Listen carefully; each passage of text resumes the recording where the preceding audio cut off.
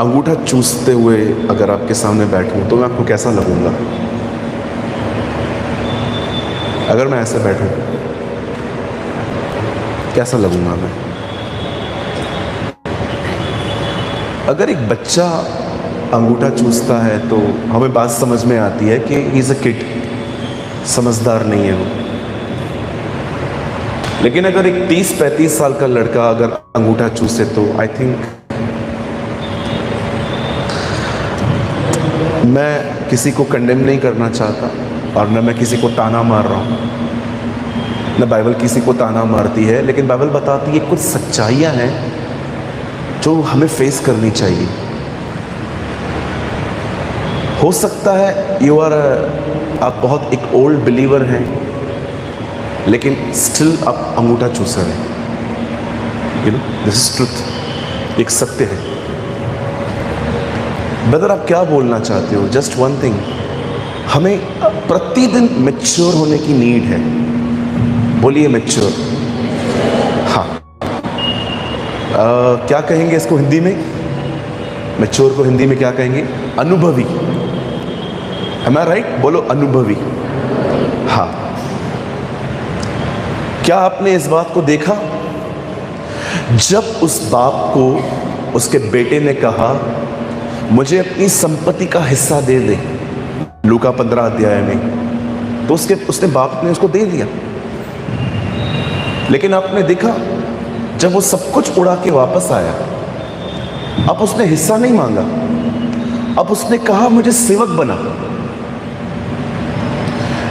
जब हम बच्चे होते हैं ना, we are only asking asking asking, but when we will mature, फिर हम कहते हैं लॉर्ड मेक मी, अब मुझे बना। कितने लोग मेरी बात समझ पा रहे हैं? बच्चा मांगता है, मैच्योर कहता है मुझे बना। आपने देखा जब वो गुमराह पुत्र वापस आया तो उसने पिता से क्या कहा? मुझे अपना एक सेवक के तौर पे रख ले। इंग्लिश में लिखा है make me your servant. Am I right? That's called maturity.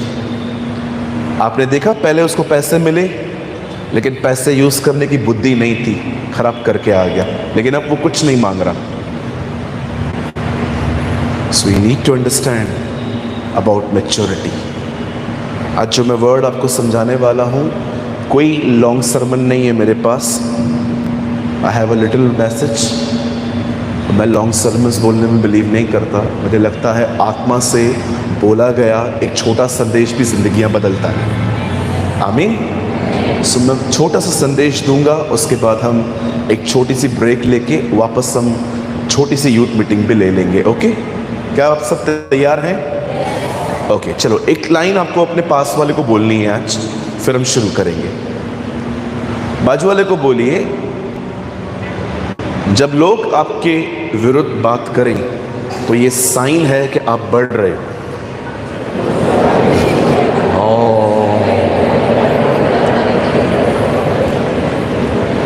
आप जानते हो जो कोई नहीं करता उसके विरोध में कोई कुछ बोल भी नहीं सकता, कुछ कर ही नहीं रहा। और मैं आपको इतना भी कहना चाहता हूं, जब लोग आपके बारे में कुछ बोले ना तो डिस्टर्ब नहीं होने का, क्योंकि कुछ लोगों का जन्म हुआ ही बकवास करने के लिए। ओ पास्टर, यही तो सुनने आया था मैं। जब मैंने अपना चर्च स्टार्ट किया, मैं आपको बताता हूं मेरा कैसे विरोध किया गया था। आपको शायद इससे इंकरेजमेंट मिलेगी थोड़ी सी। When I start my church, जब मैं अपनी मंडली से अलग हुआ कुछ रीजंस से, अब रीजन बताने के लिए जाऊंगा तो होल डे चाहिए, लेकिन नहीं, मैं वहां नहीं जाना चाहता। लेकिन जब मैंने चर्च स्टार्ट किया तो स्टार्टिंग के 5-6 महीने सिर्फ मेरे पास 4-5 लोग आते थे। कितने लोग आते थे? 4-5 लोग आते थे, फिर 6 लोग हो गए। तो एक पास्टर ने मुझे अपने चर्च में इनवाइट किया, बोला आप आओ और हमारे बीच में। It was a Tamil assembly, Tamil लोग थे वो।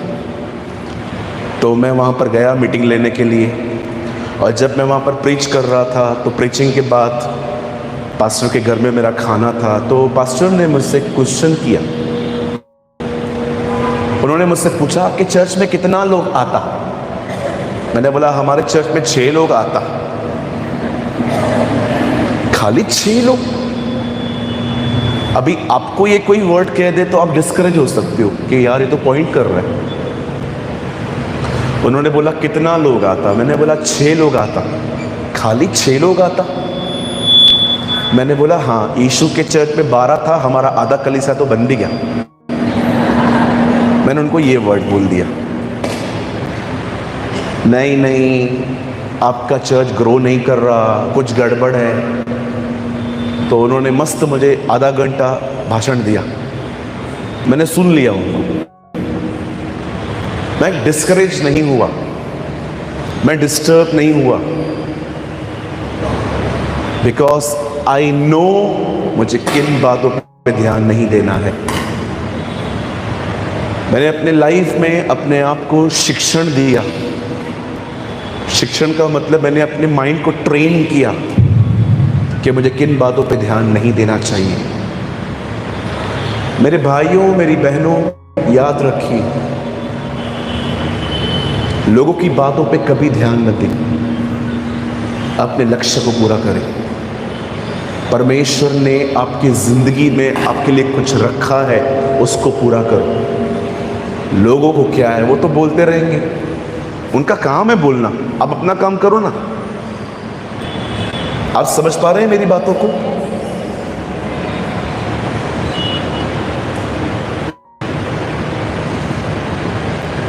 आपको क्या लगता है मेरे बारे में सब लोग अच्छे विचार रखते हैं? बिल्कुल नहीं। और मैं चाहता भी नहीं हूं कि सब मुझे हीरो समझे, सब मुझे अच्छा समझे, सब मुझे बेहतर समझे। याद रखना, आलोचना जिंदगी का एक हिस्सा है।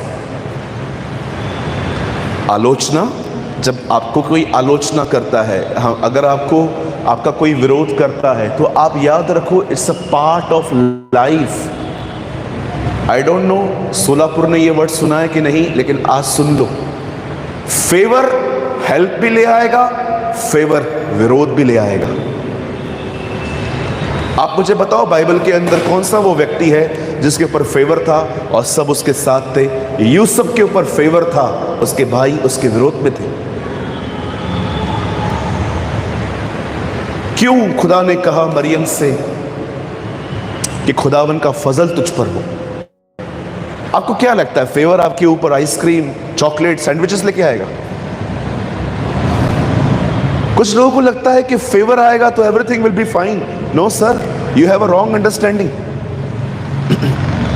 आपने देखा डैनियल पे फेवर था और पूरा बाबेल उसके विरुद्ध में था। लेकिन फेवर में एक बात अच्छी होती है, कितने भी लोग विरोध में हो कोई फर्क नहीं पड़ता, क्योंकि खुदा हमारे साथ होता है, परमेश्वर हमारे साथ होता है। सो अगर आप प्रभु में बढ़ रहे हो, आप जानते हो you are living a upright life, आप एक सही जिंदगी, आप एक राइचस लाइफ जी रहे हो, you are in a right living, don't be upset, just do your work.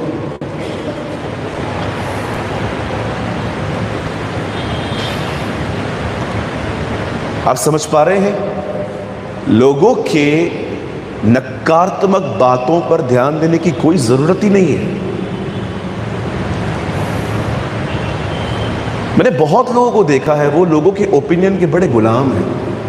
कोई भी उनके लिए कुछ बोल देना, आपने ये किया, आपने वो किया, 2-2, 3-3 दिन तक लोगों को वो बातें लेके बैठ जाते। काहे? ऐसे क्यों करते हैं आप? आपने देखा है जब पति पत्नी के बीच में झगड़ा होता है तो झगड़े के अंदर बातें सिर्फ कोई चाय पानी की तरह होती है, लेकिन झगड़ा बढ़ता जानते हैं कैसा है? वो 99 की बातें निकालती है। तेरी माँ ने ऐसा किया, तेरे पिताजी ने ऐसा किया, और ये भी बोलता है तेरी माँ ने कौन सा अच्छा किया, उसने भी तो ऐसा ही किया मेरे साथ। अब देखो आपकी लड़ाई और झगड़ों में सब पुरानी बातें। किसी भी संबंध को बर्बाद करने का सबसे बेस्ट वे है झगड़े में एक दूसरे की गलतियों को जो पहले हुई है ना, बार बार रिमाइंड करवाओ। अब सब खत्म कर दोगे एक दिन। कुछ लोगों को लगता है मसीह लोग जो होते हैं ना, उनके घरों में लड़ाई झगड़े कभी भी नहीं होते। आप गलत हो। बहुत होते हैं आजकल।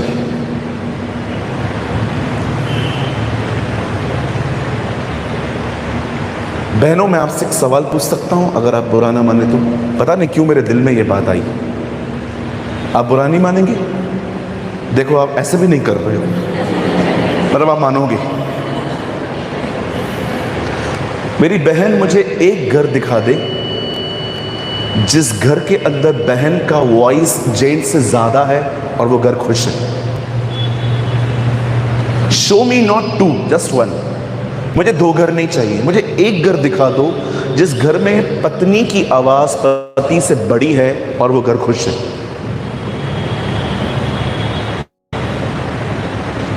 आज से बहुत साल पहले प्रभु ने मुझे एक बात कही थी, तू अपने घर के अंदर ब्लेसिंग का रीजन है कि डिस्टर्बेंस का reason? Blessed are the peace makers, धन्य है वे जो पीस लेके आने के लिए सब चीजें एडजस्ट कर लेते हैं। Peace maker, not trouble maker.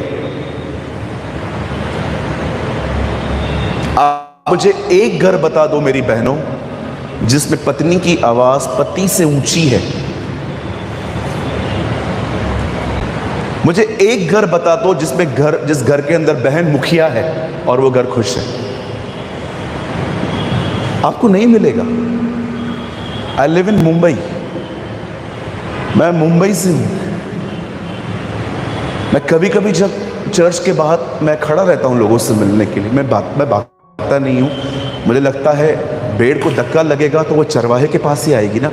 बहुत सारे कपल्स मिलने आते हैं मीटिंग के बाद और कहते हैं, ब्रदर हमें इतने साल हो गए, but we are not happy brother, हम खुश नहीं हैं ब्रदर। और कभी कभी मैं जब डीप जाने की कोशिश करता हूँ ये देखने के लिए कि प्रॉब्लम है कहाँ पर, तब मुझे पता चलता है कि पोजीशंस रॉन्ग है घर के अंदर। पत्नी पति बन चुकी है, पत्नी पति बन रहा है। ऐसा न करें। और मेरे भाइयों, मैं आपसे भी एक बात पूछना चाहता हूं, आप अपनी वाइफ के साथ इतने रूड क्यों? Why you are so rude? मैं जब यहां पर आने वाला था तो मैंने सर को कहा, सर मुझे कुछ भी नहीं चाहिए आपकी तरफ से, मुझे एक अलग से कमरा दे देना। और मैं वो क्यों मांगता हूं मैं आपको बताता हूं। खुदा के फजल से मेरे पास बहुत सारे सरमन्स होते हैं प्रीच करने के लिए। मैं स्टेशन से नीचे उतर के भी प्रीच कर सकता हूं, कोई प्रॉब्लम नहीं है। मैं समय तैयार रहता हूं। लेकिन मैं जब किसी को कहता हूं ना मुझे कमरा चाहिए थोड़ा चर्च से दूर, वो इसलिए करता हूं ताकि मैं जब आऊं तो मैं दुआ करूं और खुदावन मुझे कुछ लीड कर सके कि मैं यहां पर क्या सिखाऊं। आप जानते हो, जब मैं दुआ कर रहा था सोलापुर के लिए, मुझे परमेश्वर ने कुछ बातें दिखाई जिसमें करेक्शन की नीड है। और जानते हो वो करेक्शन क्या है? स्पेशली इन फैमिलीज के अंदर मुझे लगता है आप बहनों को अपने घर के अंदर हम्बल होने की नीड है, और आप भाइयों को भी अपने परिवार के अंदर रूड बिहेव छोड़ने की नीड। That's very important.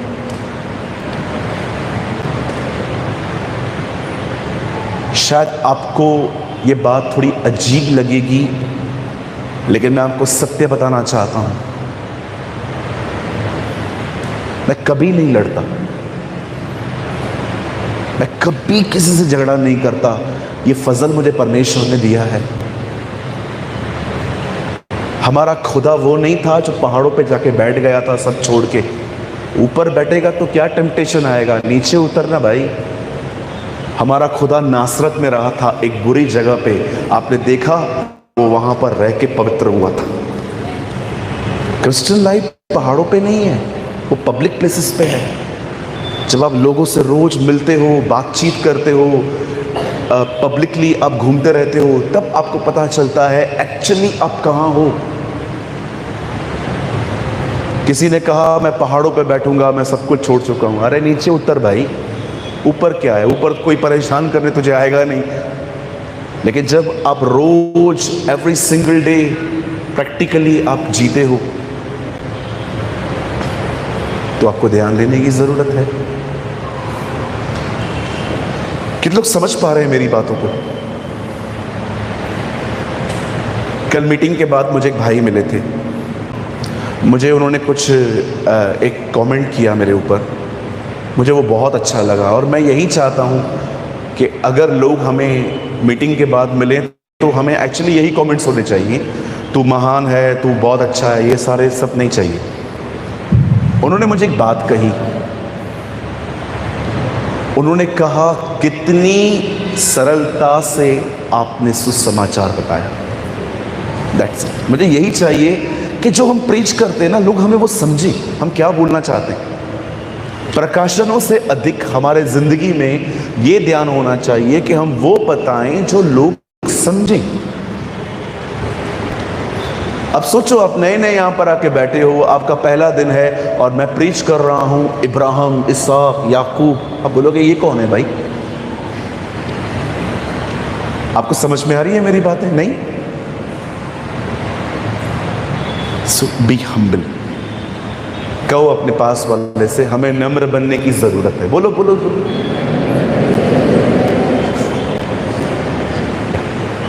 क्या बनने की जरूरत है? तो कितने लोग यहाँ डिसीजन लेते हैं, वी विल नेवर फाइट, हम झगड़ा नहीं करेंगे।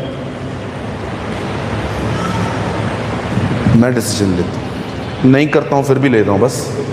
अब तो हाथ उठा दो।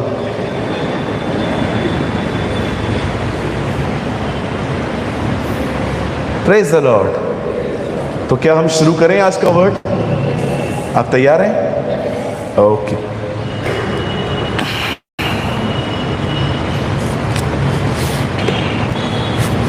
चलिए मेरे साथ बाइबल को खोलिए। Open with me the book of Hebrews. मेरे साथ खोलें इब्रानियों की किताब। Wash me Jesus.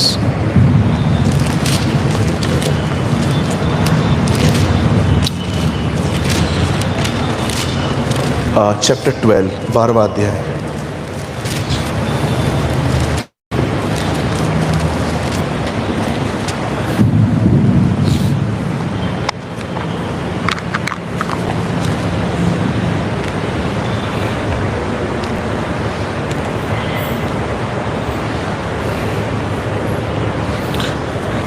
Please open with me the book of Hebrews chapter 12, 12वां अध्याय।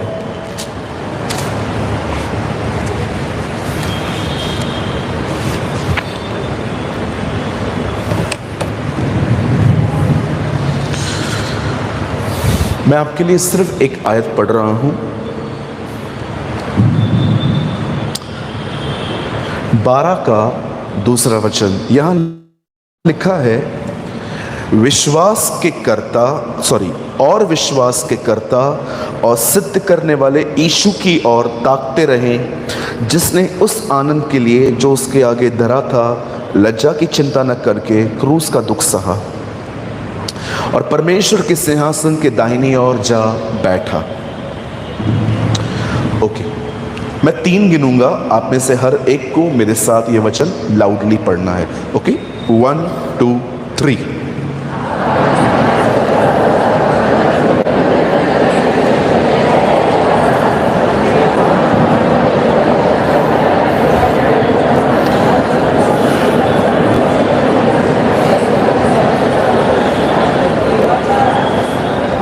ओके, मैं चाहता हूं अब आप सब सामने देखिए। ओके, बड़े ध्यानपूर्वक सुने, कहीं आप कुछ मिस न कर बैठे। सुनिए, प्रभु में आनंद सब करते हैं। आनंदित कितने रहते हैं?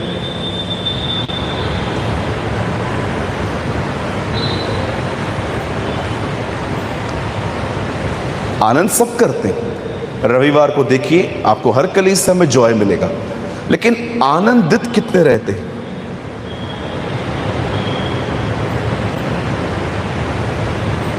प्रार्थना तो सब करते हैं, निरंतर प्रार्थना में कितने रहते हैं? ताकते तो सभी हैं, ताकते रहते कौन है? यीशु ने कहा मेरे बाप को इससे जलाल मिलेगा। मेरी उर्दू मार्जिन कहती है मेरे बाप को इससे जलाल मिलता है कि तुम फल लाओ और तुम्हारा फल बना रहे, कंटिन्यू रहे। यहां पर लिखा है यीशु की तरफ ताकते रहें। मेरी इंग्लिश बाइबल के अंदर लिखा गया है let us fix your thoughts on Jesus. तुम्हारे मन के ख्याल उसके बारे में सोचते रहें। Uncle A.W. टोजर ने कहा खुदावन को आपका दिल नहीं, खुदावन को आपके ख्याल चाहिए। आपका दिल नहीं चाहता परमेश्वर, परमेश्वर आपके थॉट्स चाहता है। आपके विचार कहां हैं? मैं चाहता हूं आप इन सारी बातों को आज समझें। आपको अपने मन में आने वाले हर ख्याल का पीछा नहीं करना चाहिए। मैं आपको सच कहना चाहता हूं, बहुत बार कुछ अच्छे विचार भी खुदा की तरफ से नहीं होते। मुझे एक बहन ने कहा भैया मैं चाहती हूं आप मेरे घर पे मीटिंग स्टार्ट करो। बहुत बड़ा घर है उनका, 100 लोग कम से कम बैठ सकते हैं हॉल में। अच्छा ख्याल है, पर क्या उसकी मर्जी है? There is a difference between good and godly. मैंने कहा बहन मैं धन्यवाद करता हूं आपने हमारे लिए इतना सोचा, लेकिन मुझे कुछ समय चाहिए। जब मैं खुदा के पास गया मैंने प्रभु से कहा प्रभु ये बहन चाहती है हम इनके घर के अंदर एक बाइबल अध्ययन शुरू करें। मुझे परमेश्वर ने जानते क्या कहा? वेट। कुछ समय बाद उसी बहन ने मुझे कहा मुझे चर्च में एक गीत गाना है। मैंने उनको कहा मुझे थोड़ा समय दीजिए, क्योंकि ऑलरेडी बहुत सारे लोग हैं जिन्होंने हमें कहा है मैं आपको दूंगा। She left our church. उन्होंने हमारी कलीसिया छोड़ दी। दैट इज द डे मैं समझ गया कि हर चीज जो आपके मन में आती है, लोग कहते हैं आप हर चीज को फॉलो न करें।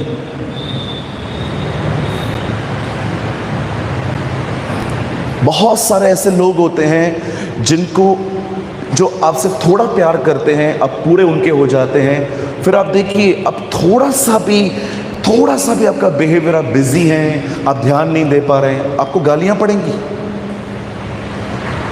आप जानते हो प्रभु की कलीसिया में आज किस चीज की बड़ी कमी है? मुझे लगता है हमारी कलीसियाओं में आज जिस चीज की सबसे ज्यादा कमी है वो है परख की आत्मा। डिसर्न, लोगों को परखना। जज नहीं करना है हमें, तू ऐसा है तू वैसा है, नो नो नो, ये सब बंद कर दीजिए। आपको डिसर्न करना चाहिए। जब आप किसी से मिलते हैं ना, यू मस्ट अंडरस्टैंड कि ये आदमी किस स्पिरिट में है, क्या कर रहा है ये आदमी, अपना किंगडम बना रहा है, खुदा के लिए सोचता है, क्या है इसके मोटिव्स क्या है। एस ह्यूमन माइंड से आप लोगों को कुछ हद तक पहचान सकते हैं। जैसे कि अगर आप कुछ बोल रहे हो तो उससे मुझे पता चलता है आपके हार्ट में क्या है। लेकिन आज थोड़ा प्रॉब्लम है, आज कभी कभी ऐसा भी होता है कि लोग दिल से नहीं दिमाग से बात करते हैं। फिर कैसे पहचानोगे उन्हें? अभी देखिए मैं पहली बार आपसे मिलूंगा तो क्या मैं आपको कुछ बुरा कहूंगा? भले मैं बुरा इंसान हूं तो भी मैं बुरा नहीं कहूंगा। मैं अपने आप को सजाऊंगा, मैं अपने आप को, तो आप मुझे पहचान कैसे पाएंगे? जब लोग पहली बार मिलते हैं तो कोई भी जो अगर बुरे से बुरा इंसान भी होगा ना, जिसके हार्ट में विकेटनेस चल रही है, तो वो भी अच्छा ही बिहेव करने वाला है। तो आप पहचान कैसे पाओगे? You need some super natural.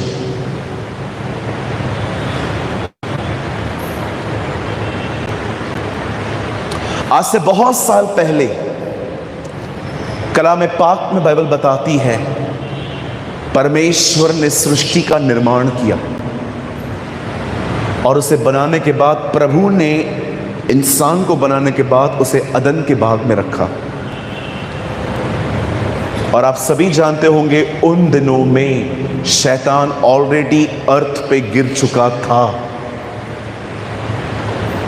और शैतान ने एक सांप के अंदर जाकर, जैसे कि आपने देखा होगा नए नियम में यीशु मसीह ने 2000 सूअरों में दुष्ट आत्माएं डाल दी थी। प्रभु के वचन में लिखा गया है कि उस सांप के अंदर जाकर उसने ईव से बात की, बोलिए हवा से बात की, उससे बात की। खुदावन कहता है इट इज रिटन, और डेविल भी इन्हीं 3 शब्दों को अलग वे से बोलता है, is it written? Have you noticed? It is written, ये लिखा है। Is it written? It's a doubt. Same words पर आगे पीछे। प्रभु हमेशा कहता है इट इज रिटन, ये लिखा है। शैतान कहता है क्या ये लिखा है? Doubts, is it written? और जब वो उसके पास आके कहता है कि क्या परमेश्वर ने कहा है, तब हमारी प्यारी बहन हवा ने उससे कहा नहीं, हम तो सब खा सकते हैं एक को छोड़कर। और आपने देखा शैतान ने उसको फल तोड़ के नहीं मुंह में डाल दिया, बहन आप इसे खाइए। No no no no no, उसने मात्र उसका ध्यान भटकाया। याद रखिएगा, शैतान का सबसे सबसे जिस चीज में वो मास्टर है, जिस चीज में वो बड़ा निपुण है डे 1 से, वो लोगों के दिमागों को है ना, दिमागों के साथ खेलता है। वो हमेशा आपके माइंड को, वो जानता है इस आदमी का मन हाथ में आ गया, ये आदमी मेरे हाथ में आ जाएगा। That is the reason Bible बताती है मेडिटेट गॉड्स वर्ड। तुम्हें खुदावन के कलाम को मनन करना चाहिए। आपने देखा उसका पहला काम जो अर्थ पे दिखाया गया है वो ये है कि वो लोगों के माइंड्स को चेंज करता है।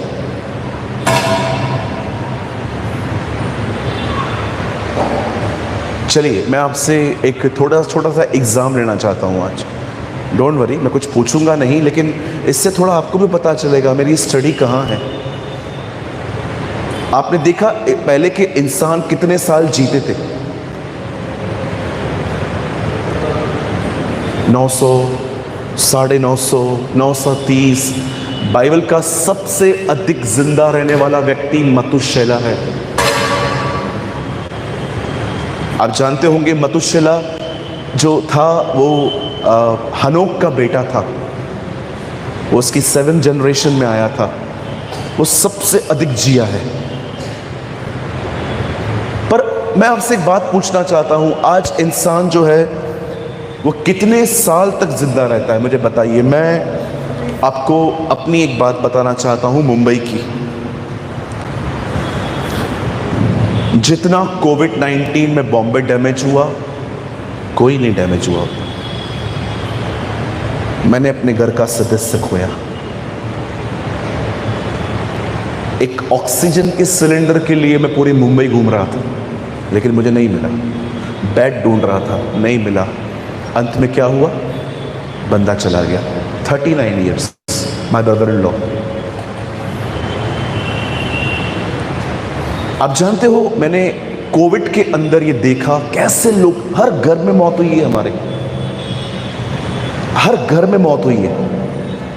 बच्चे, मैंने बच्चे को एक कहावत है, little coffins are very heavy.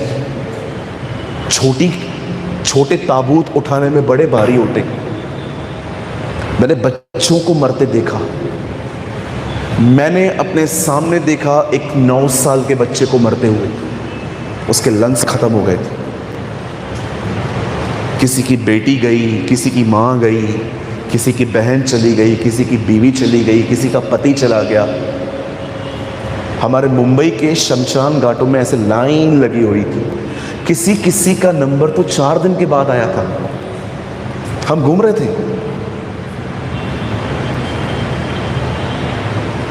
आप जानते हो कोविड में लोग क्यों मर रहे थे? मैं आपको एक सत्य बताना चाहता हूं। पहले के दिनों में कोविड एक बीमारी थी, बाद में वो एक व्यापार बन गया था।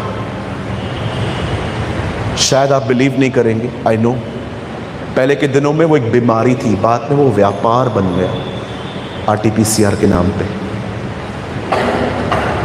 देखो, आप नॉर्मली जब डॉक्टर के पास जाते हो और डॉक्टर देखता है कि समथिंग इज सीरियस, तो वो आपको दवाइयाँ देता है, मेडिसिन देता है। लेकिन जब वो देखता है कि आप बहुत ज़्यादा प्रॉब्लम हो गई है, तब वो आपको एडमिट होने के लिए कहते हैं। और जानते हो, एडमिट होने के बाद आप देखो, हमारे दुश्मन भी हमसे मिलने आते हैं। कोई 1 किलो आम लेके आएगा, कोई एप्पल लेके आएगा, कोई चीकू लेके आएगा, पूरे फ्रूट जमा हो जाते हैं वहाँ पर। ऐसा लगता है वहाँ पर कि हम फ्रूट की दुकान खोल के बैठे।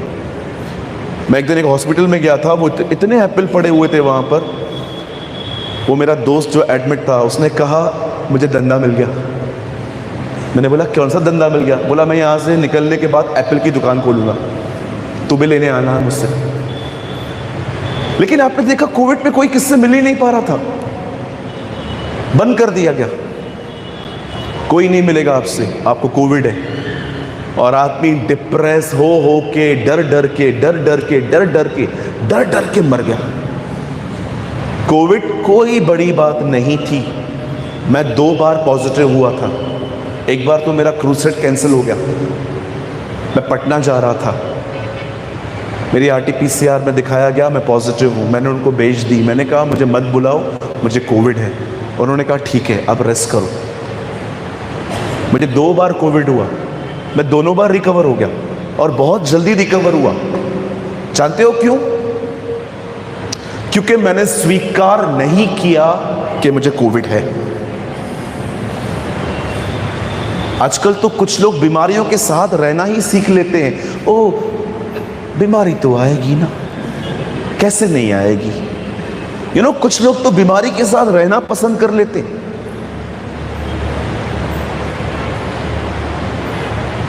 मेरी मदर एक दिन बीमार पड़ी और मैंने माँ से पूछा, माँ अब कैसे हो? अब तो एज बढ़ रही है, अब तो बीमारियां आएंगी ना।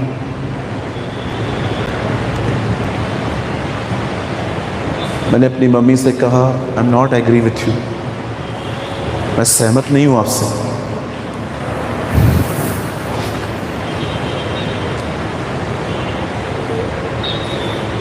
आपको कितने लोगों को यह बात पता है, जब आप विश्वास करते हो तो आपके साथ वो होता है, लेकिन अगर आप ये विश्वास करते हो मेरे साथ कुछ बुरा होने वाला है, वो भी होगा।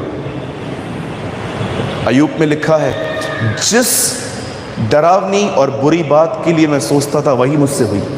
आपको क्या लगता है सिर्फ फेथ काम करता है? फियर ऑल्सो वर्क, डर भी काम करता है।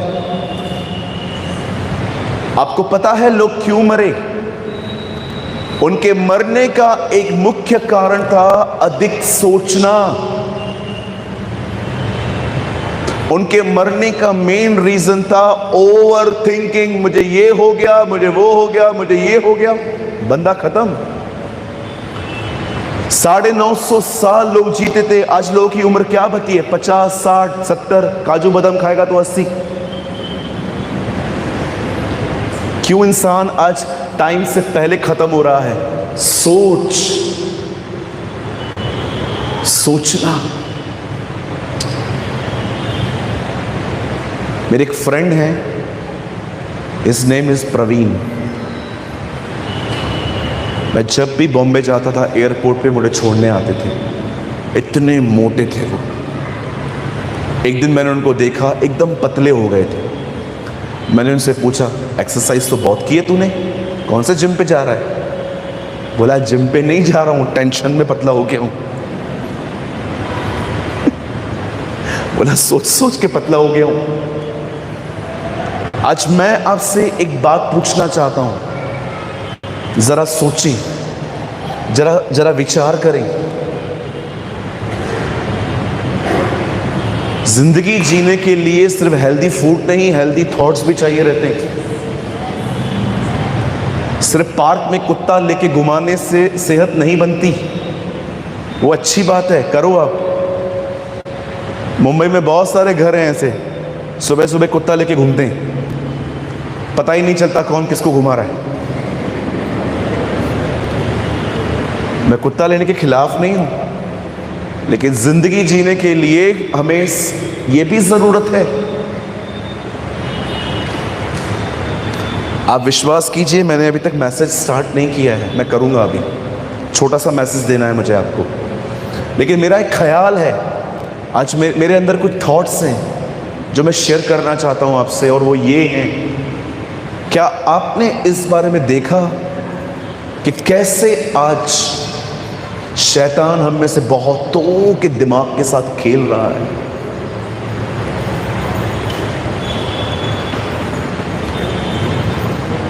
हमारी कलीसिया में एक बहन है, डॉक्टरों ने उन्हें कहा था आपको बेबी कभी नहीं हो सकता। एक बार वो मुझसे ऑफिस में मिलने आई अपने पति के साथ, तो वो अपनी जिंदगी को ना बहुत कोस रही थी बैठ के। खुदा मेरे साथ नहीं है, ये ऐसा है, वो ऐसा है, ये ऐसा है, वो वैसा है। तब मैं जानने की कोशिश कर रहा था कि ये बहन इतनी फ्रस्ट्रेट क्यों है आखिर। तब बातों बातों में मुझे बताया उन्होंने कि एक्चुअली ब्रदर, मैं मैरिज के 15 साल के बाद भी मेरे पास बेबी नहीं है। I have a no kid lord, I am a childless women. मैंने कहा मेरी बहन, परमेश्वर आपको दे सकता है, लेकिन उन्होंने डॉक्टर की रिपोर्ट्स को इतना टाइटली होल्ड करके रखा था। नहीं ब्रदर, कैसे हो सकता है, ये देखो रिपोर्ट में तो ये है, मैं सब कुछ करवा चुकी हूँ, मैं अब्रॉड के डॉक्टर से भी बात कर चुकी हूँ, वो भी ऐसे ही बोलते हैं कि नहीं नहीं आप ऐसे ही रहोगे। मैंने कहा उन्होंने कहा है ना, खुदावन ने तो नहीं कहा है। बाइबल में तो लिखा गया है, बांझ को सुहागिन से अधिक बच्चे होंगे। There is a word in book of Isaiah. मैं आपको बताना चाहता हूं, आज उन्हें एक बेटा है, उनके पास एक लड़का है, खुश है वो।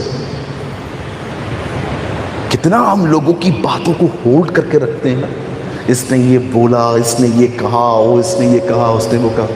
मैं आप में से हर एक को कहना चाहता हूं, जो मनुष्य से नहीं हो सकता वो परमेश्वर से हो सकता है।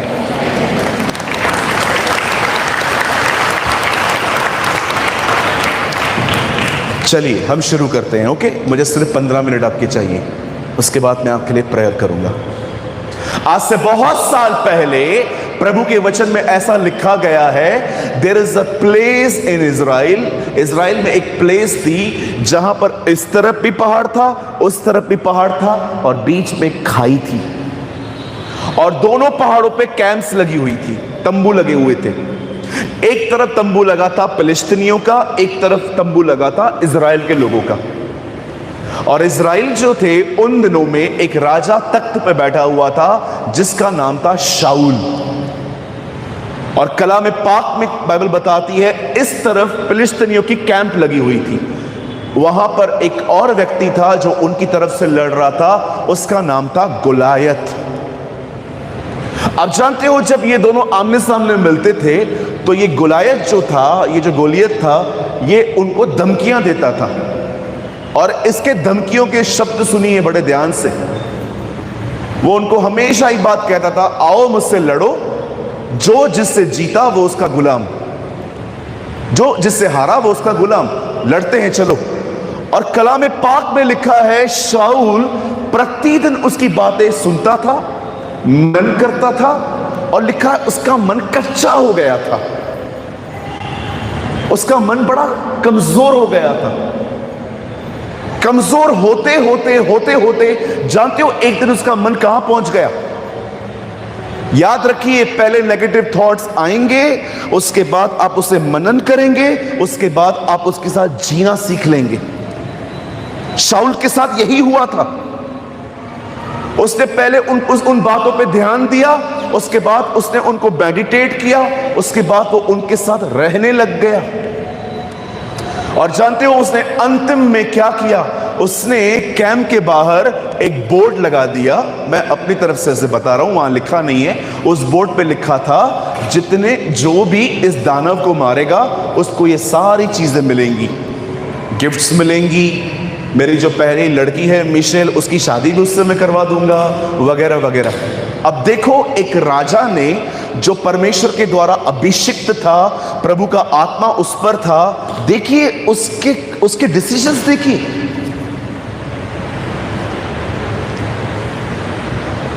एक क्रिश्चियन अपने नॉलेज से पहचाना नहीं जाता, एक क्रिश्चियन अपने स्टैंड से पहचाना जाता है। मैंने आज से बहुत साल पहले एक स्टैंड लिया था, बहुत विरोध हुआ मेरा, लेकिन आज सब लोग जानते हैं ये स्टैंड सही था। मैंने खुदा से कहा, अगर कोई भी ऐसी बात जो बाइबल में नहीं लिखी है लेकिन पूरा भारत मानता है, मैं नहीं मानूंगा। कोई भी ऐसी बात जो बिब्लिकल नहीं है लेकिन सब चर्चेस करती है, I will never follow. Show me in the one scripture in the whole Bible जहां पर लिखा है ऐश वेडनेसडे सेलिब्रेट करना चाहिए। Show me, show me a one scripture in the Bible जहां पर बेबी बैप्टिज्म के बारे में लिखा गया। Not 2 verses, 1, a single scripture. आप कर सकते हो, आई विल नेवर फॉलो। मुझे एक भाई ने कहा, मुझे बच्चों के बपतिस्मा के ऊपर एक आर्टिकल लिख के दो। मैंने कहा ओके, शाम को ही ले लो। मैंने 4-5 खाली पन्ने उनको दे दिए। बोला इसमें क्या लिखा है? मैंने बोला लिख दिया है मैंने। बोला इसमें तो कुछ भी नहीं लिखा है। मैंने बोला क्या लिखूं, बाइबल में कुछ नहीं लिखा। ये खाली पेपर लेके जा, शो मी।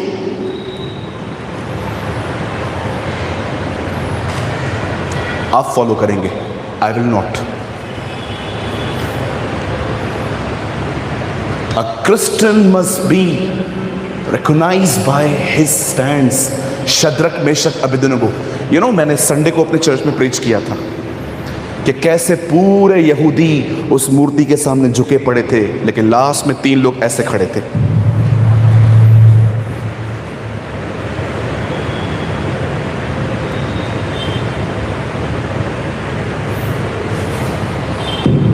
स्टैंड। जानते हो उन्होंने क्यों स्टैंड लिया? क्योंकि उन्होंने अपने दोस्त को देखा था कैसे वो खड़ा था, डैनियल।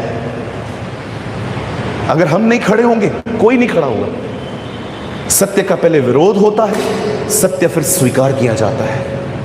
याद रखना, सत्य कोई ऐसे एक्सेप्ट नहीं करता। जब मार्टिन ल्यूथर ने रोमन कैथोलिक कलीसियाओं के अंदर जब जस्टिफिकेशन प्रीच होना बंद हो चुका था, जब वो प्रीच नहीं करते थे कि we live by faith not by sight, जब हमारा उद्धार विश्वास से होता है, कर्मों से नहीं, जब ये सत्य प्रीच होना बंद हुआ था, God raised a man called Luther.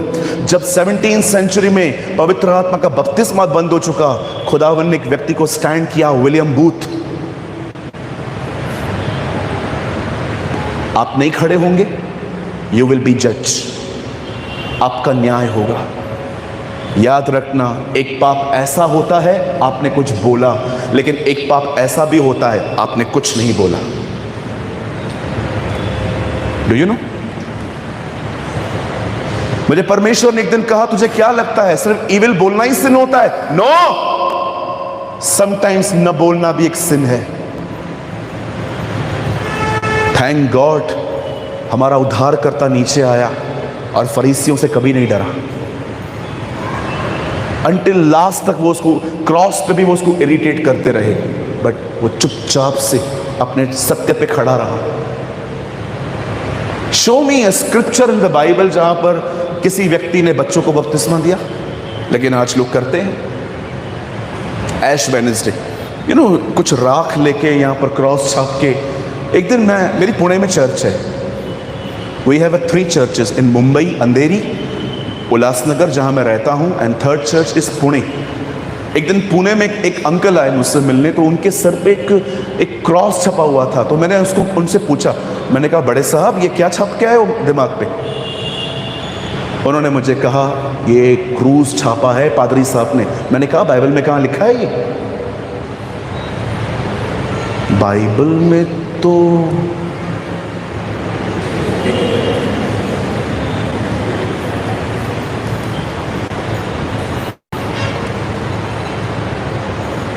बोलो बोलो।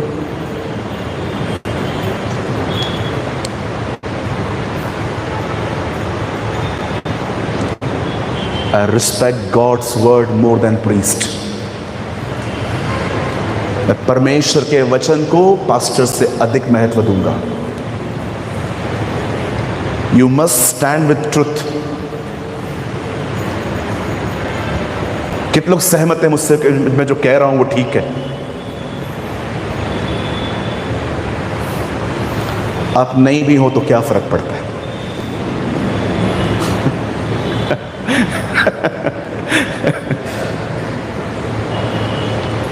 हमारे कलीसिया में एक बहन आई 3 साल के बच्चे को लेके। ओ ब्रदर मेरे बच्चे का बपतिस्मा कर दो। मैंने कहा आपके बच्चे को पता है पाप क्या है? नहीं ब्रदर, आपका डिसीजन इनके लाइफ में। उनको बड़े होने दो, उनको पाप और पवित्रता की पहचान होने दो, उन्हें स्वीकारने दो कि वो गुनहगार हैं, पश्चाताप करने दो, तब उनका उद्धार होता है। मसीह परिवारों में जन्म लेने से मसीह का उद्धार नहीं होता। क्रिश्चियन सरनेम मिलने से आप क्रिश्चियन नहीं बनते सर। यीशु मसीह किसी क्रिश्चियन किसी जाति के लिए नहीं मरा। कलाम पाक कहती है वो इस संसार के गुनहगारों के लिए मरा है। जब तक एक व्यक्ति खुद कन्विक्ट नहीं होता कि वो सिन कर रहा था और उसको पश्चाताप और तौबा की जरूरत है और उसको विश्वास करने की जरूरत है, तब तक किसी व्यक्ति का उद्धार नहीं होता। 3 साल के बच्चे को क्या पता है मुझे बताओ तो? 3 years चाइल्ड, 3 साल के बच्चे को क्या पता है मुझे बताओ? जब आप कहते हो कि उसको बपतिस्मा दे दो, कहां लिखा है? चाहे कोई चीज भारत फॉलो करे, आई विल नॉट।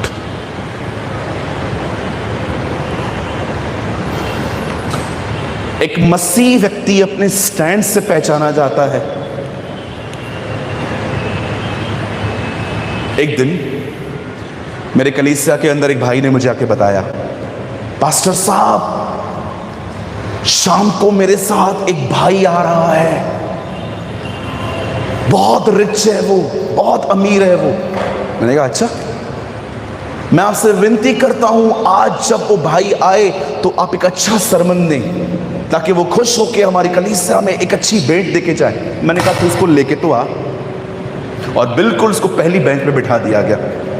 अब उनको लगा कि मैं प्रचार करूंगा, ओ हम बड़े ज़रूरतमंद हैं, देखो हमारे कलीसिया में कितना सारा काम बाकी है, कौन करेगा, ओ खुदावन कुछ लोगों को बेचता है, you know some people very psychologic preachers. मैंने प्रभु से प्रार्थना की, मैंने कहा प्रभु मैं क्या प्रीच करूं? और जैसे वो एक बेंच पे आके बैठे थे, मैंने शाम को प्रचार किया, रुपए और पैसों का लोभ सब प्रकार की बुराई की जड़ है।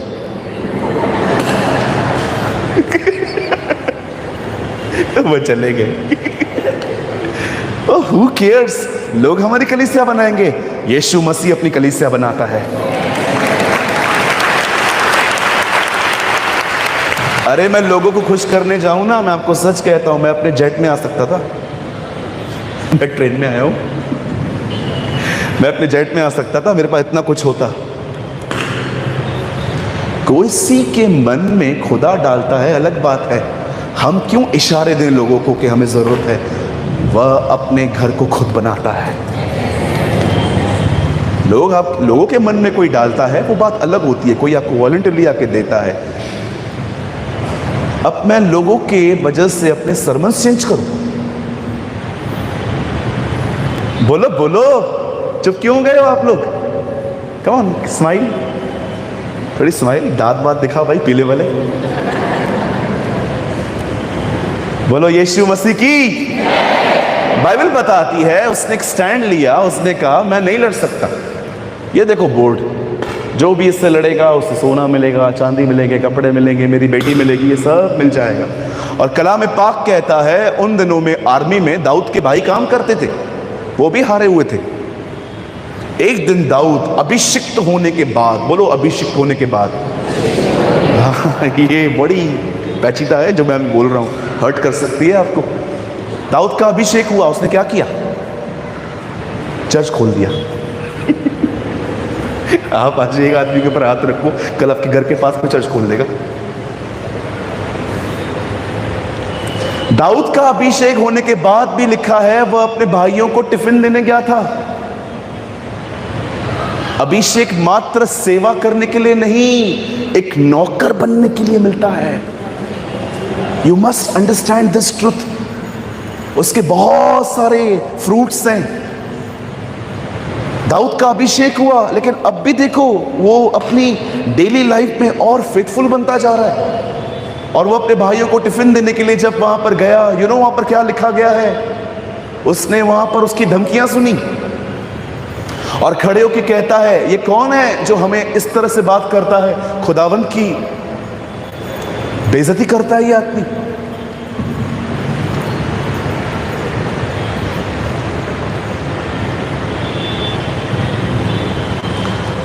तब उसे बताया जाता है ये गतवसी गोलियत है। गतवसी का मतलब समझते हैं? चलिए इसके ऊपर बहुत लंबी स्टडी है, फिर कभी बताऊंगा मैं आपको। और दाऊद कहता है मैं लड़ने जाऊंगा। और देखो अब एक हारा हुआ राजा क्या कहता है। एक हारा हुआ राजा कहता है नहीं, चुप रहे, तू बच्चा है। और वो तब से बहुत बड़ा योद्धा है जब वो बच्चा था।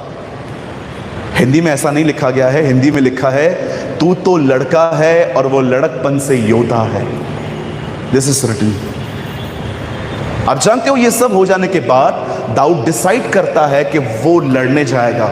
और दाऊद अपने हाथ में 5 चिकने पत्थर लेता है और गुलायत के सामने खड़ा होता है और अपनी गोफन को घुमा घुमा के, कलाम पाक में लिखा है, उसने एक पत्थर मारा जो गोलियत के सर पे लगा और वो नीचे गिर गया और दाऊद ने उसकी गर्दन काट दी।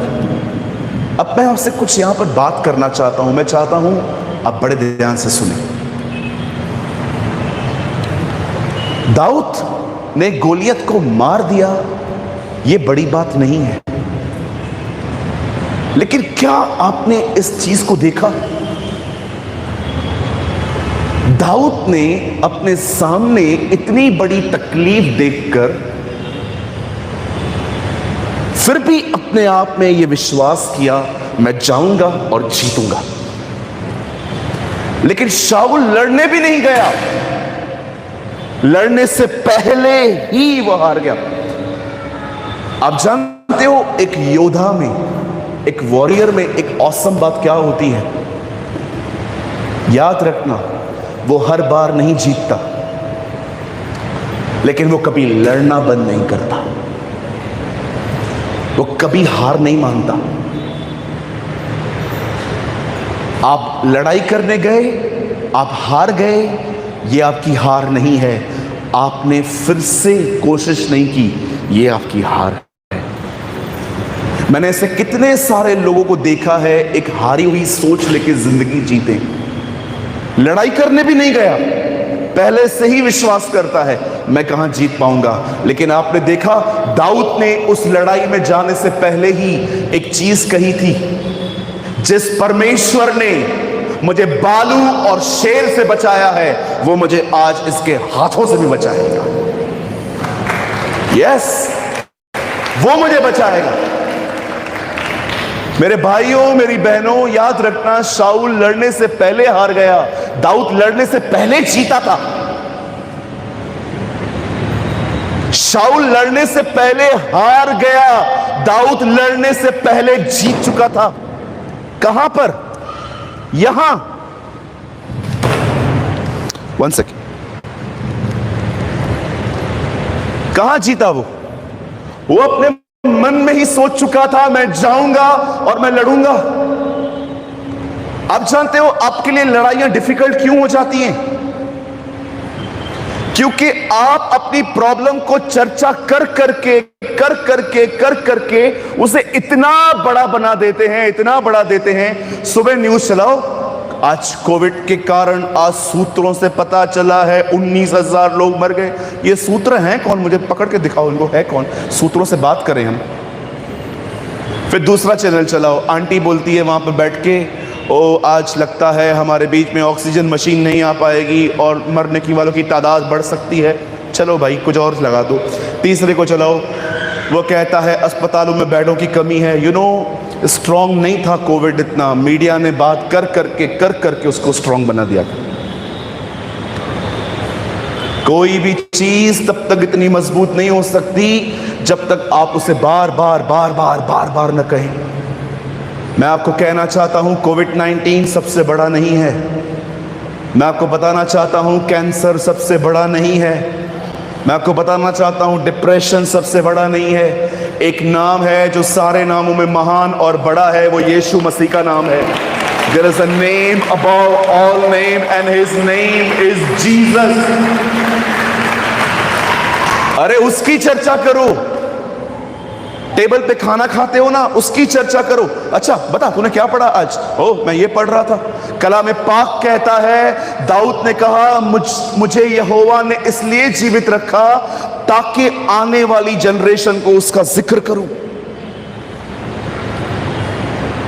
परमेश्वर इस्राएलियों को कहता है उठते बैठते अपने बच्चों के बीच में बार बार मेरी व्यवस्था का जिक्र करो। मैं आपसे पूछना चाहता हूं आप कौन सी चीजें अधिक बात करते हैं? माफ कीजिएगा, मैं कोई अपनी बड़ाई नहीं कर रहा हूं। अगर आप मेरे सामने यहां वहां की बातें करोगे ना, मैं चुप रहूंगा आपके सामने, मुझे नहीं कर रही। बातों को कर करके उसको बड़ा ना बनाएं। हमारा खुदा सबसे बड़ा है। क्या चर्चा करते हैं जब आप लोगों से बात करते हैं? क्या जब आप घर के अंदर एक दूसरे के साथ मिलते हैं, क्या आप कुछ अध्ययन की बातें करते हैं, बाइबल स्टडी की? कि कलीसिया में जो लोग पाप में गिरे हुए हैं, बेचारे कमजोर हैं, उनके बारे में जिक्र करते हैं, ये आंटी ऐसी है, ये अंकल ऐसे हैं, ये ऐसा है, वो ऐसा है। बोलो, अगर इतना बोझ है तो उनके लिए दुआ करिए ना। उनकी बातों को, उनकी कमजोरियों को आप बड़ा क्यों बनाते हैं? एक दिन मैं अपने चर्च के कुछ भाइयों के साथ ऑफिस में बैठा हुआ था। एक भाई ने एक दूसरे भाई की बात निकाली जो पाप में गिरा था। एक्चुअली वो बचपन से चेन स्मोकर रहा है और जब भी वो आज बहुत ज्यादा स्ट्रेस में आ जाता है, स्मोकिंग करके आ जाता है। तो उसने किसी भाई से जिक्र किया कि मेरी ये आदत छूट नहीं रही है। उस भाई ने टेबल पे उसका जिक्र किया। फिर एक दूसरे भाई ने कहा अरे ये तो है ही ऐसा, ये भी ऐसा। और बड़े शर्म की बात बताता हूं, मैं भी मिक्स हो गया और सब चले गए। मेरे अंदर शांति नहीं थी, मेरे अंदर पीस नहीं था। मैंने खुदा से कहा प्रभु मेरा पीस क्यों नहीं है? क्या तू सच में उस भाई से प्यार करता है? मैंने कहा हाँ प्रभु मैं करता हूं। तो तू उसे नंगा क्यों कर रहा था? प्रेयर करना उसके लिए। तो 5 लोग इकट्ठे थे ना, तुमने दुआ की उसके लिए एक बार भी? कुछ चीजों का आज हमारे चर्चा का विषय बन जाता है। कुछ चीज निकालो कोई विषय और चर्चा करना स्टार्ट करो। अगर मैं आपको सच कहता हूं, अगर हम ऐसे हैं ना तो हम गलत हैं। मैं आपसे पूछना चाहता हूं क्या आपने उन लोगों के लिए दुआ की?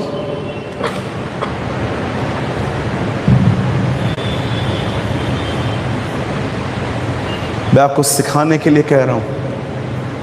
मैंने कुछ लोगों के बदलाव के लिए 10-10 साल प्रार्थना की है। 10 years।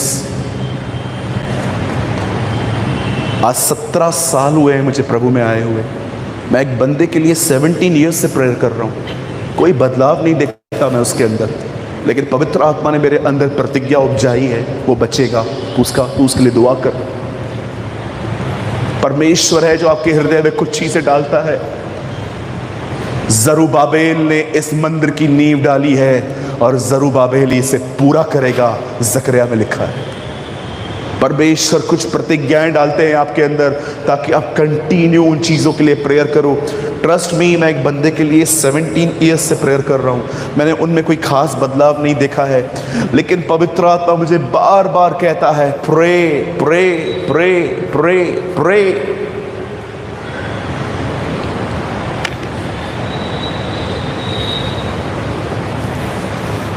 जानते हैं शाऊल क्यों हार गया, दाऊद क्यों जीत गया? जानते हो रीजन क्या था? शाऊल गया भी नहीं, हार गया। दाऊद लड़ने से पहले जीत गया था। जानते हो सीक्रेट बहुत सिंपल है।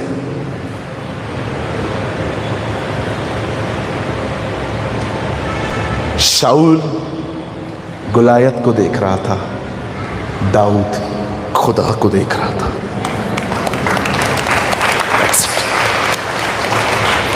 आप किसे देख रहे हैं इन दिनों में? The Bible command us fix your eyes on Jesus. अपने विचारों को उसकी ओर लगाओ, उससे मनन करो। Let's meditate Jesus, the Bible says. आओ यीशु को मनन करें। आज मैं आपसे एक बात पूछना चाहता हूं, क्या आप कमजोर हैं? जानते हो आपके कमजोर होने का रीजन क्या है? You are overthinking. और जानते हो आपकी ओवर थिंकिंग क्यों बढ़ रही है इन दिनों में? क्यों आप कुछ विषयों को लेकर सोचते रहते हैं, सोचते रहते हैं, सोचते रहते हैं? क्योंकि आपके अंदर, आपके जिंदगी में एक आदत मिसिंग है, और वो आदत है हर दिन खुदावंद के कलाम को मनन करने की। मैं बहुत सुबह जल्दी उठ जाता हूं, कुछ देर दुआ कर लेता हूं, और मैं सेम दुआएं नहीं करता। मैं चुपचाप से बैठता हूं, पवित्र आत्मा से कहता हूं, पवित्र आत्मा आप जानते हैं खुदा के दिल में क्या है। मैं वेट करता हूं कुछ देर कि आप वो चीज़ मेरे दिल में लेके आएँ ताकि मैं उस बात के लिए दुआ करूं। और दुआ करने के बाद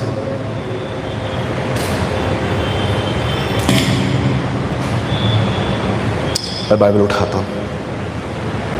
मैं कोई बड़ी बाइबल स्टडी नहीं करता, एक चैप्टर पढ़ लेता हूं, उसमें से एक लाइन निकाल के उसे सारा दिन मनन करता रहता।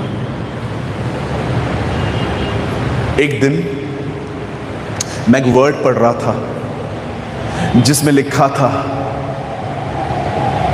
आकाश के पक्षियों को बसेरे हैं, लोमड़ियों को बटे हैं, परंतु मुझे सर रखने की जगह नहीं है। यीशु ने कहा। जब मैं इस वचन को पढ़ रहा था, मनन कर रहा था, मुझे समझ में नहीं आ रहा था। मैंने एक पास्टर से पूछा, पास्टर जी इस वचन का मतलब क्या है? उन्होंने मुझे कहा, इस वचन का मतलब है यीशु जो था ना, बड़ा गरीब था, उसे घर नहीं था रहने के लिए। मैंने कहा अच्छा। मैं घर आ गया, मैंने कहा प्रभु मैं इनकी बात से सहमत नहीं हूं। प्रभु ने कहा मैं भी नहीं हूं। मेरे घर में रह के तुम लोग बोलते हो मुझे घर नहीं है।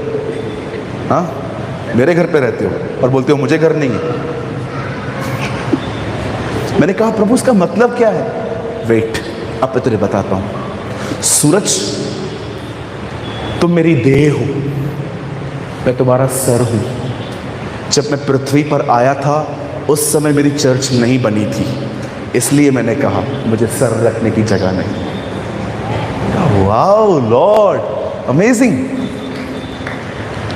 मैं तुम्हारा सर हूं और तुम मेरी देह हो।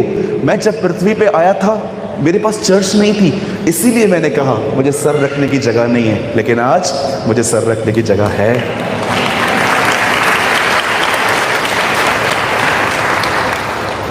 मेरे भाइयों, मेरी बहनों, स्ट्रेस से लड़ो मत। Learn to change your mind. आप नहीं लड़ पाओगे टेंशन से। Learn to divert. अपना ध्यान हटाओ, खुदा के कलाम पे आओ। मैं बहुत ऐसा प्रचार कर सकता था, आप लोग खड़े होके डांस करते थे, लेकिन मुझे ये प्रचार नहीं करना था, मुझे कुछ समझाना था आपको। आज वर्ड को मेडिटेट करना सीखिए प्रतिदिन, हर दिन इस रोटी को लेकर उसे तोड़ तोड़ कर खाना सीखिए। हमारे प्रभु यीशु मसीह का आखिरी संदेश था, उसने रोटी ली और तोड़ी और बांटी। इस रोटी को तोड़ना और तोड़ तोड़ के खाना, मनन करना सीखें। भजन सहायता की शुरुआत इस तरह होती है, क्या ही धन्य है वह जो पापियों के मार्ग में न खड़ा हो, न ठट्ठा करने वालों की मंडली में बैठे, परंतु वह यहोवा की व्यवस्था से प्रसन्न रहता है और उसी पर दिन और रात ध्यान करता है। यह वो व्यक्ति बनेगा जो एक पेड़ है और उसकी जड़ें पानी में हैं और वो अपनी ऋतुओं में फलता रहेगा। This is God's word. एक सवाल पूछ के मैं मैसेज को खत्म करना चाहता हूं। कितने लोग हैं यहां पर, हाथ मत उठाइए, जिस अपने आप को आंसर कर दीजिए। कितने लोग हैं यहां पर जो प्रतिदिन बाइबल को खोल के पढ़ने के बाद बंद कर देते हैं, पर उसके बाद भी दिमाग में बाइबल खुली रहती है?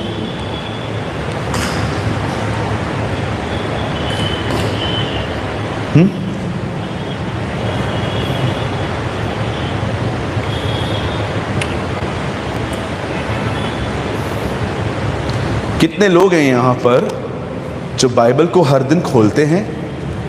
आप नहीं खोलते तो आप कोमा में हैं, या बोलो कोमा। देखा है कोमा में? जिंदा भी है और मरा हुआ भी नहीं है, कोमा में। मैं अपनी कलीसिया में हमेशा बोलता हूँ, जो बाइबल नहीं पढ़ता वो कोमा में है। कितने लोग हैं जो प्रतिदिन इसे खोलते हैं और खोलने के बाद इसे पढ़ते हैं, फिर बंद भी कर देते हैं, लेकिन दिमाग में खुला रहता है? मैं कई बार जब थक जाता हूं, जानते हो क्या करता हूं? ऐसे लेटा हुआ रहता हूं बेड पे।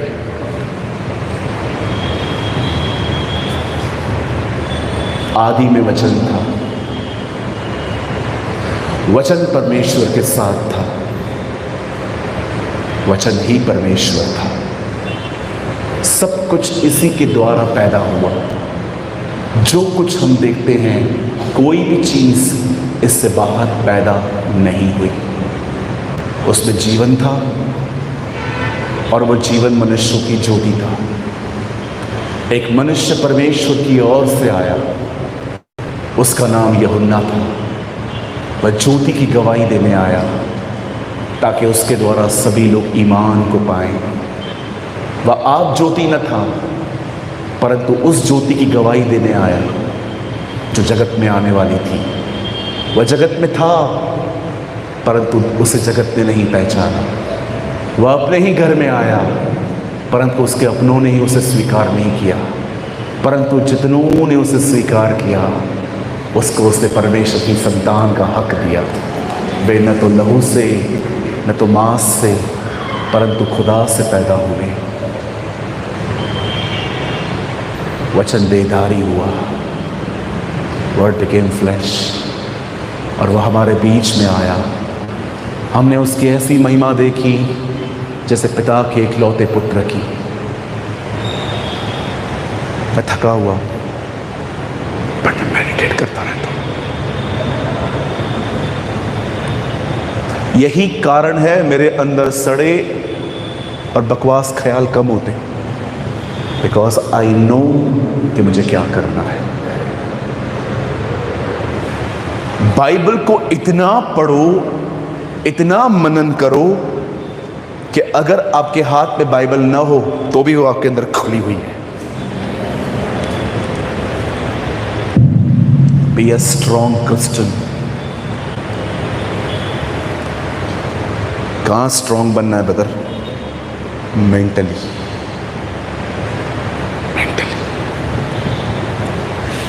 किसी ने आपकी आलोचना की, आप 3 दिन डिस्करेज हो गए, हाउ वीक यू आर। किसी ने आपके लिए कुछ कमेंट कर दिया, यूट्यूब पे ट्रोल कर दिया, आप 4 दिन लेके बैठ गए। आप इतने कमजोर हैं। आपकी लाइफ में फाइनेंशियल प्रॉब्लम आई और आपको लगा मुझे सुसाइड कर देना चाहिए। रियली? हाँ, हम इतने कमजोर हैं कि हम अपनी समस्याओं को लेकर, अपनी बातों को लेकर इतना डिस्करेज हो जाते हैं। आपकी शादी नहीं हो रही, आपकी एज ग्रो कर रही है और आपको लगता है खुदा कोई है ही नहीं। आप इतने वीक हैं, आपको स्ट्रॉन्ग बनने की नीड है। I preach what I practice.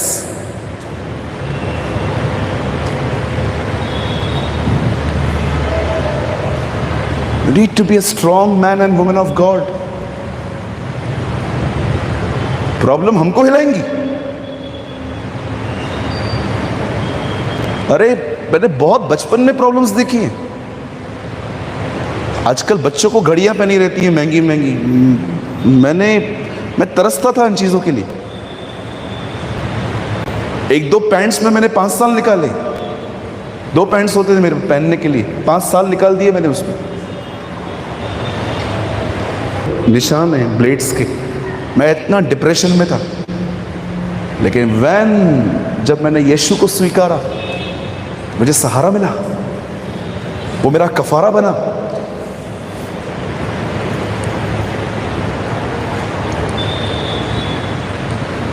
A.W. Trouser, आप जानते हो, वो एक लाइन के ऊपर 8-8 घंटे मनन करते थे। वो बाइबल की एक आयत को 8-8 घंटे मनन करते थे। Read his biography. स्मिथ विगिल्सवर्थ ने कहा, वचन को तब तक खाओ जब तक वचन तुम्हें न खा ले।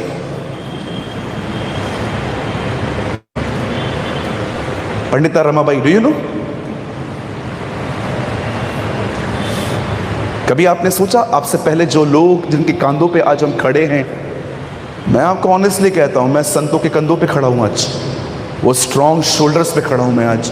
मेरे सामने कुछ लोग ऐसी जिंदगी जी के गए, ये मुझे चैलेंज करता है यार, वो भी हमारी तरह ही थे। उनके पास कोई अलग कुछ बदन नहीं था, मेरी तरह ही वो माँ के पेट से जन्मे थे, लेकिन मैंने देखा वो मजबूत क्यों थे, क्योंकि उन्होंने अपने जिंदगियों में कुछ चुनाव किए थे। Life is a series of decisions, not the series of choices. Be a strong man and women of God. मजबूत बनिए, मजबूत बनिए। परमेश्वर के वर्ड को मेडिटेट करो प्रतिदिन। जितना आप इसे मनन करेंगे, ये आपकी जिंदगी का हिस्सा बन जाएगा। आप देखो, मैं आज आपको एक छोटी सी बात कह के खत्म कर रहा हूं। आप है ना, पूरा हफ्ता चीज खाओ और जाके फिर वजन चेक करवाओ। आपको पता चलेगा आपका वेट बढ़ चुका है।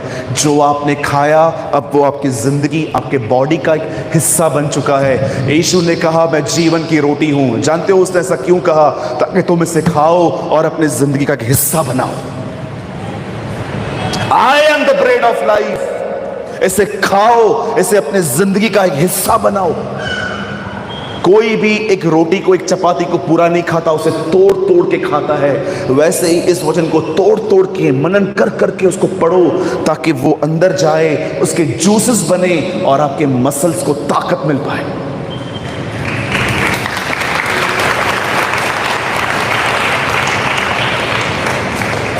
एक जाने से पहले हारा, एक जाने से पहले जीत चुका था, क्योंकि उसका फोकस परमेश्वर था। शाऊल ये सोच रहा था, मैं कैसे बचूंगा। दाऊद ये सोच रहा था, ये खुदा से कैसे बचेगा। आमीन। बोलो यीशु मसीह की। तो प्लीज लेजीनेस से बाहर आइए। यंग पीपल, आपको बहुत बाइबल पढ़नी है। मैं जब नया नया प्रभु में आया, मेरी जॉब चली गई थी, मेरी नौकरी चली गई सच बोलने की वजह से। मेरे बॉस ने दुनिया भर से पैसे लेके रखे थे। जब भी फोन आता तो वो मुझे बोलते, बोल मैं नहीं हूं। मैंने बोला, मैं क्यों बोलूं? आप बोलो ना, आपने पैसे लिए हैं। उन्होंने बोला क्यों, झूठ क्यों नहीं बोलेगा? मैंने कहा मैं मसीह हूं, मैं झूठ क्यों बोलूं? मसीह लोग झूठ नहीं बोलते। मैंने बोला जो झूठ बोले वो मसीह है ही नहीं, फिर क्या करेगा अभी? मैंने बोला मैं झूठ नहीं बोलूंगा, आप देखो। मैंने काउंटर छोड़ दिया था, मैं काउंटर पे खड़ा होता था। मैंने कहा नहीं, वहां पर बाइंग और सेलिंग में बहुत झूठ बोलना पड़ता है, मैं पीछे गोडाउन देखूंगा। फिर उन्होंने बोला ठीक है तुम घर जाओ। मैं घर पे आया, दरवाज़ा खुला, मेरी मम्मी सामने, 2:30 बजे घर पे आया है। मैंने बोला माँ जॉब गई। 2.5 साल में घर पे बैठा था, मेरे पास काम नहीं था, घर पे जरूरत थी पैसों की। 2.5 साल घर पे बैठा था। उन 2.5 सालों में मैंने प्रतिदिन 18-19 घंटे बाइबल पढ़ी, हर दिन। मेरे घर पे एक बाबा आए, मेरी मां को लगा मेरे ऊपर किसने जादू कर दिया। सारा दिन काला किताब लेके बैठा रहता है, ये पता नहीं क्या करता रहता है। फिर हमारे घर पे कोई आए, उन्होंने कहा क्या है ये सब, बहुत कुछ बोला उन्होंने मुझे।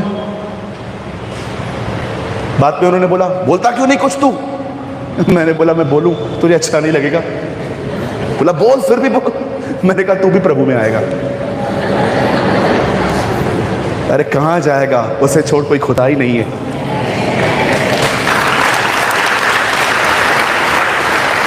मैं 19 घंटे बाइबल पढ़ता था, 4-5 घंटे खाली सोता था। मैंने अपनी पूरी बाइबल फास्टिंग रख के पूरी की है।